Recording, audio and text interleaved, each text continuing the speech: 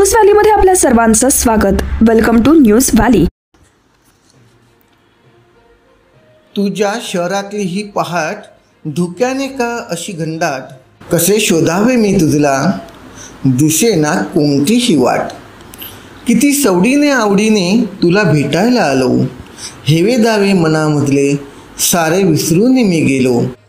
मनी बैचेने ही आली उतरता खंडाळाचा घाट, तुझ्या शहरातली ही पहाट. हो, तुझ्या शहरातली ही पहाट या काव्यसंग्रहाचं प्रकाशन नुकतंच झालं. कवी मुकुंद मोरे यांनी लिहिलेली ही तुझ्या शहरातली पहाट कविता आणि हा काव्यसंग्रह लोकांच्या पसंतीला नक्कीच उतरणार आहे. कवी मुकुंद मोरे यांचा हा तिसरा कविता संग्रह आहे. फलटण येथील मुदोजी महाविद्यालयात तुझ्या शहरातील पहाट या काव्यसंग्रहाचा प्रकाशन सोहळा अनेक मान्यवरांच्या उपस्थितीत संपन्न झाला. श्रीमंत संजीवराव नाईक निंबाळकर, ममता सिंधुताई सकपाळ, प्राचार्य विश्वासराव देशमुख, अभिनेता रामदास जगताप, निर्माते दिग्दर्शक डॉक्टर कुंडलिक केदारे यांच्या हस्ते तुझ्या शहरातील पहाट या काव्यसंग्रहाचं प्रकाशन झालं. यावेळी अनेक पत्रकार, मुकुंद मोरे यांचा मित्रपरिवार, अनेक मान्यवर आणि विद्यार्थी उपस्थित होते. कवी मुकुंद मोरे यांच्या तुझ्या शहरातील ही पहाट या काव्यसंग्रहाचं मान्यवरांनी कौतुक केलं. नुकतंच आपण त्या परिस्थितीतून गेलेलो आहोत. आपण सगळे म्हणजे जिथं वय,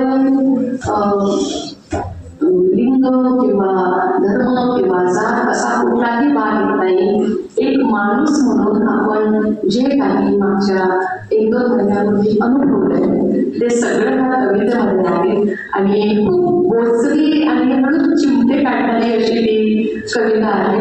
मी एखादी प्रेम कविताही निवडून घेतली असते, पण मला ही जास्त आवडली म्हणून बघा तुम्हाला आवडते का. खूप सुरेख लिहिलेलं आहे तुम्ही. ही 10 नंबरची कविता आहे. थोडासा ग्रामीण लहरीचा आहे त्या कवितेला. तर बघा, त्याचं शीर्षक आहे की त्वांड पोळलं वाटतं. त्वांड पोळलं वाटतं आणि सुरुवात करायला आहे की खरं खरं बोलल्यावर तिखटपणा लागतं. गीता मी गातो, हिम्मत होती तुझ्यात मोठी, अनाथांना धरणेस पोटी, ममतेचा तू झालीस सिंधू. ममता म्हणजे आमची ममता काय, ममतेचं अशा कितीतरी ममता ममतेचा तू झालीस सिंधू. एकूणच तुझ्या शहरातील ही पहाट हा काव्यसंग्रहामध्ये अनेक विषय हाताळण्यात आलेले आहेत आणि ते विषय रसिक वाचकांच्या पसंतीस नक्कीच उतरतील. मान्यवर माझ्या सान्निध्यात आहेत, तुम्ही माझ्या समोर आहात आणि माझ्या आयुष्यात मी एवढे कार्यक्रम केले, पण आजचा कार्यक्रम हा एकमेव असा कार्यक्रम आहे या पुढे होणार नाही. तर मान्य मराठी भाषा मंत्रालयावर पुण्यात बैठक असून सुद्धा मी ती रद्द करून या कार्यक्रमासाठी खास मी इथे होते आलो. खरंच एम एल असं त्याला हिंदोरी या कविता संग्रहाचं प्रकाशन मुंबई विद्यापीठाच्या सभागृहामध्ये झालं होतं. आम्हाला अभिमान वाटतो की आमचा मित्र कवी आहे आणि ज्या महाविद्यालयात आपण शिकलो त्या स्टेजवर बसण्यासारखा मान या आयुष्यात कुणाला मिळत नाही.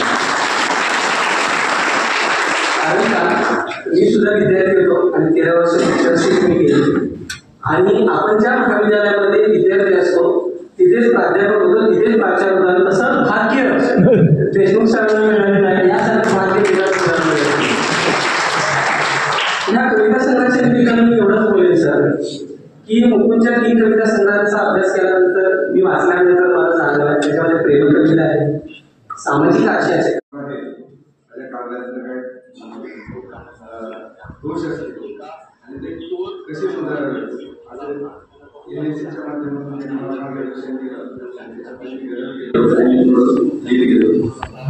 तसेच आमचे आदरणीय प्राचार्य विश्वासराव देशमुख सर. महत्त्वाच्या घडामोडींसाठी न्यूज व्हॅली या यूट्यूब चॅनलला लाईक आणि सबस्क्राईब करा. तसंच बेल आयकॉनवर क्लिक करायला विसरू नका. धन्यवाद.